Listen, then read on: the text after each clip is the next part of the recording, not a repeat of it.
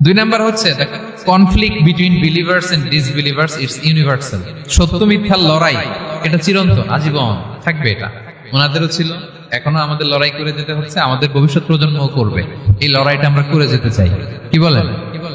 হ্যাঁ, থামা যাবে না, আমরা থামতে আসিনি, আমরা এই লড়াইটা করে যাব, আমরা সত্যের কথা বলেই যাব ইনশাআল্লাহ। বলেন।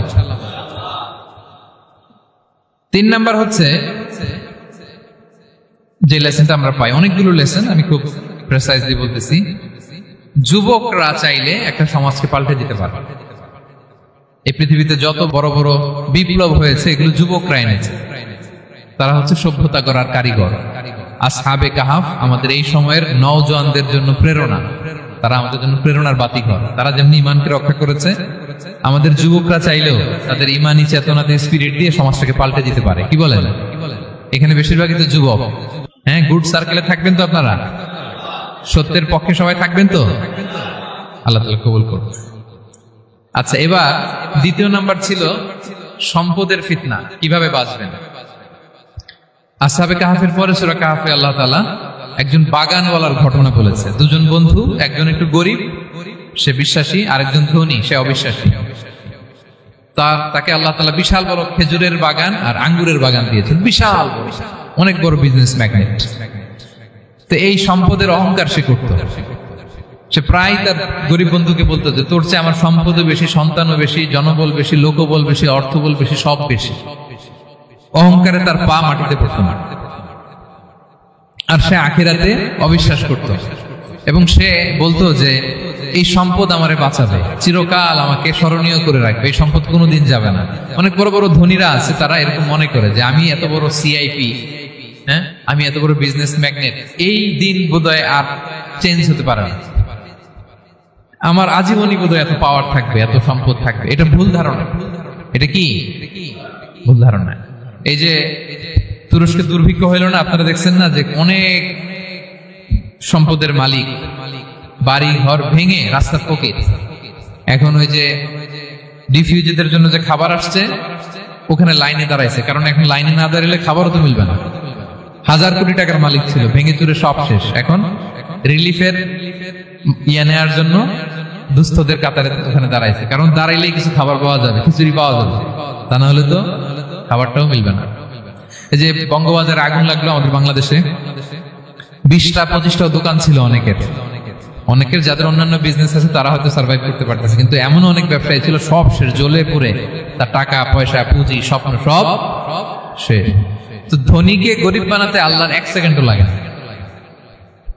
ওই বিশাল প্রাসাদ থেকে টেনে ভাঙ্গা থালা হাতে দিয়ে রাস্তায় নামাইতে আল্লাহর কয় সেকেন্ড লাগে বলেন তো? 1 সেকেন্ডও লাগে না।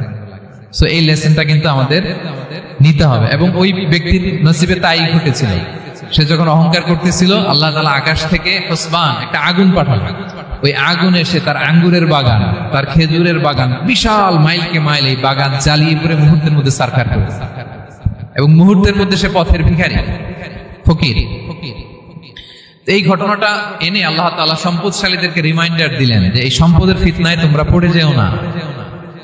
আমরা সম্পদশালী হলে বাস্তবতা অনেক সময় ভুলে যাই।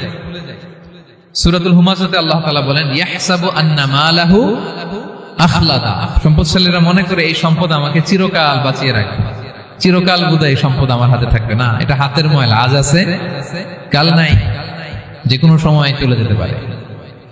এটা হচ্ছে ম্যাটেরিয়ালিস্টিক আউটলুক, বস্তুবাদী চিন্তা থেকে এই আমাদের ধনী ভাইদের এই সমস্যাটা হয়, ভোগবাদী চিন্তার প্রভাব আর কি। সম্পদ যখন হাতে থাকে ধরাকে সরাজ্ঞান করে, মনে করে যে সবই আমার কন্ট্রোলে। না, আপনারে ওই গরিবের কাতারে আনতে, ওই রিলিফের সম্পদ নেয়ার জন্য ওই লাইনে দাঁড় করাইতে আল্লাহর 1 সেকেন্ডও লাগে না। এটা খেয়াল রাখতে হবে। আমরা যখন প্রাইভেট কারে চড়ি মাঝে মাঝে অনেকে এসে হাত পাতে, এদেরকে ছোট করা যাবে না। গল্পটা আল্লাহ ভিন্ন করতে আল্লাহর 1 সেকেন্ডও লাগে না। ওইদিকে আমি দাঁড়ায় হাত পাততাম আর উনি প্রাইভেট কারে বসে থাকতো। আল্লাহ চাইলে এরকম করতে পারতেন না? পারতেন। তো এখান থেকে আমাদের জন্য শিক্ষা হচ্ছে সম্পদ এটা ক্ষণস্থায়ী, আজ আছে কাল নাই,